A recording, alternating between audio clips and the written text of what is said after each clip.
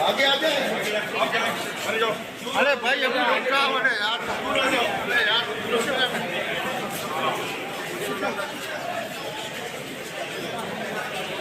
Security फराहम की जा रही है, बच्चे को वापस ले जाया जा रहा है और ये सही इंसाफ है,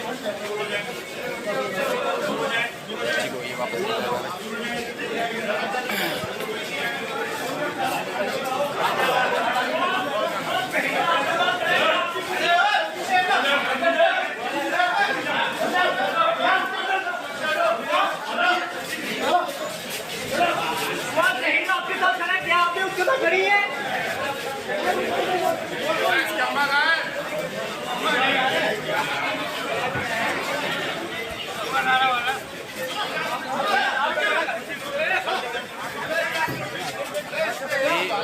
जो हमारी क्राइटेरिया है, अब हाड़ाहुड़ी कौन मचा रहा है वो आप देख सकते हैं। जो पुलिस के काम में खलल डाल रहा है वो सब अंदाज़ा लगा सकते हैं कि कौन है जो खलल डाल रहा है, कौन है जो।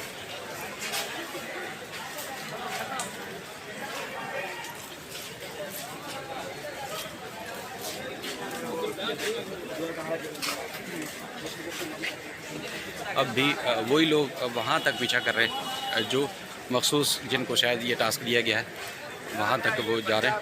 लेकिन जो कराची के सहाफ़ी हैं वो सब आपको ये नज़र आ रहे हैं।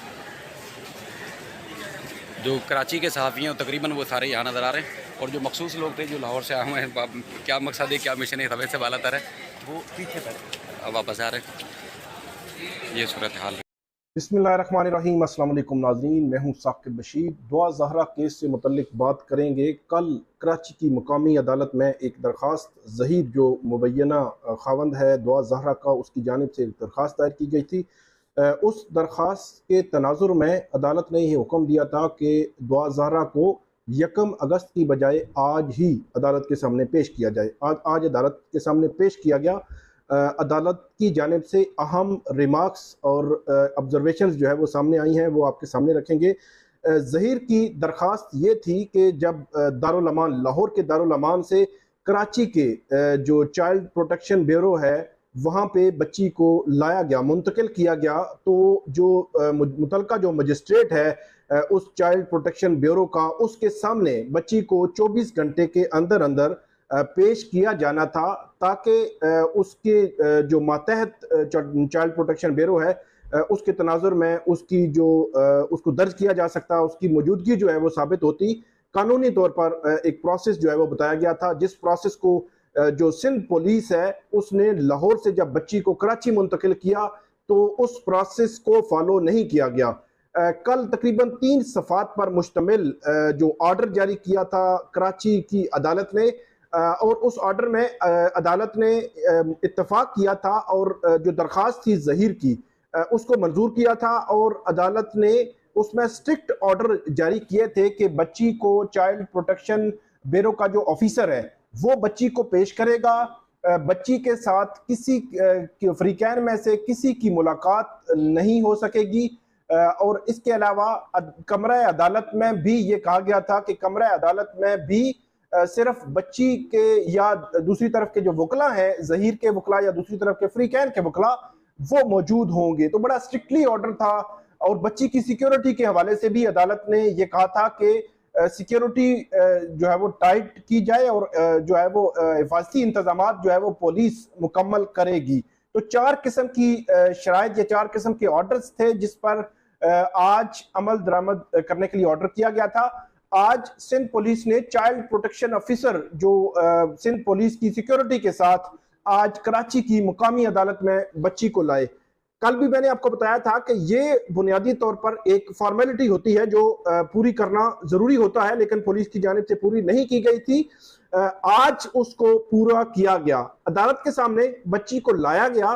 तो क्योंकि ये केस बड़ा हाई प्रोफाइल केस बन चुका है, सोसाइटी इसके साथ जो है वो जुड़ी हुई है, और खास तौर पर इस केस में जो कानूनी सवालात सामने आ रहे हैं उसके भी बड़े गहरे असरात होंगे। खास तौर पर हमारे यहाँ जो कम उम्री की जो शादी है या इस हवाले से एज के हवाले से बाज़ औक़ात जब इख्तलाफ पाया जाता है कि बच्ची की उम्र कितनी है और जिस सूबे में बच्ची की शादी निकाह हुआ है वहाँ का जो चाइल्ड मैरिज रिस्ट्रेंट एक्ट है वो क्या कहता है, क्या उसके खिलाफ तो नहीं जा रहा मामला या उसको उसके हवाले से कोई इतराज नहीं है। ये वो सवालात हैं कानूनी तौर पर जो इस केस में सामने आ रहे हैं, खास तौर पर मुख्तलिफ कोर्ट्स में जब इस किस्म की उम्र के तयन के लिए जब केसेस आते हैं तो अदालतें मुतलका जो हॉस्पिटल्स होते हैं वहाँ भेज दिया जाता है और एक रूटीन की कार्रवाई होती है और वहां से जो रिपोर्ट भी आती है उसी रिपोर्ट की बुनियाद पर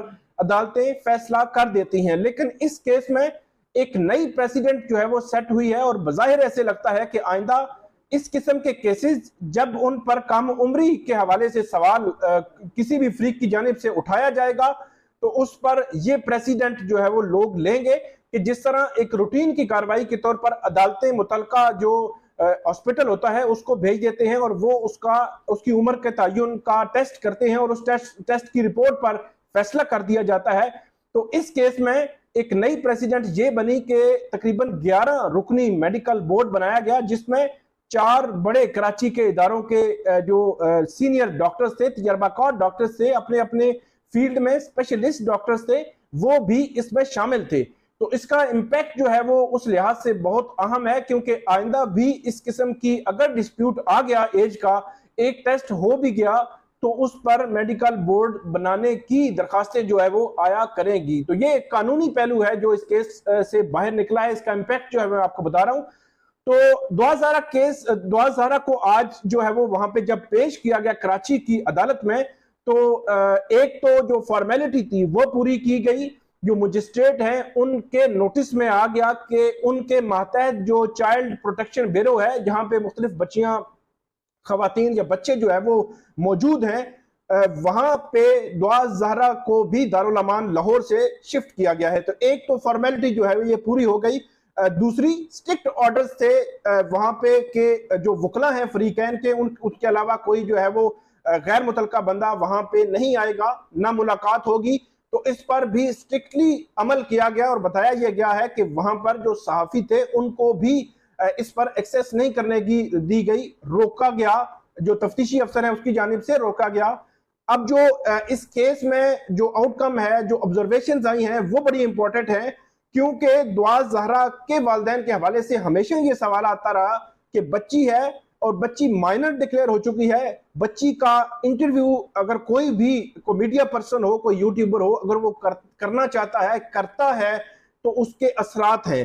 तो इस किस्म के इंटरव्यूज देने से या बच्ची को इस हवाले से एक्सेस देने से रोका जाए। तो सुप्रीम कोर्ट में भी उन्होंने ये दरखास्त दायर की थी, लेकिन अब जो कराची की मुकामी अदालत है उसने बड़ा स्ट्रिक्टली ऑर्डर कर दिया है।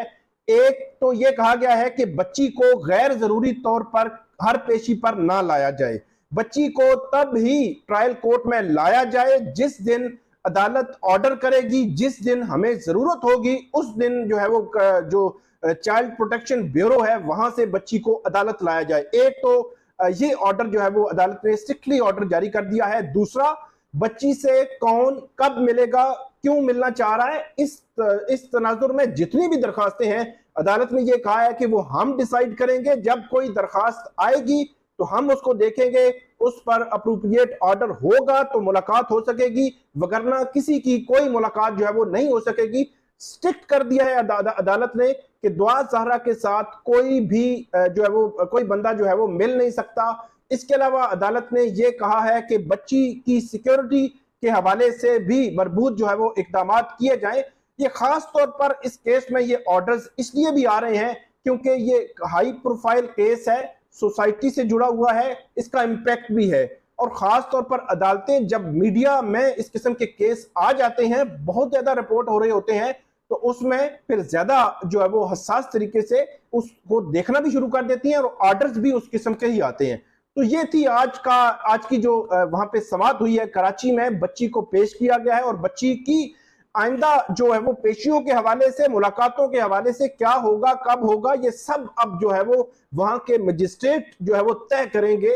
उसके बगैर किसी की मुलाकात किसी वक्त भी बच्ची से नहीं हो सकती। इवन बच्ची को अदालत भी तब ही लाया जाएगा जिस वक्त जरूरत होगी। तो ये थी नाजरीन आज की दुआ ज़हरा केस से मुतल्लिक अपडेट, और आइंदा भी जो अपडेट होगी वो हम आपके साथ शेयर करते रहेंगे। इस वीडियो पे आप फीडबैक जरूर दीजिएगा।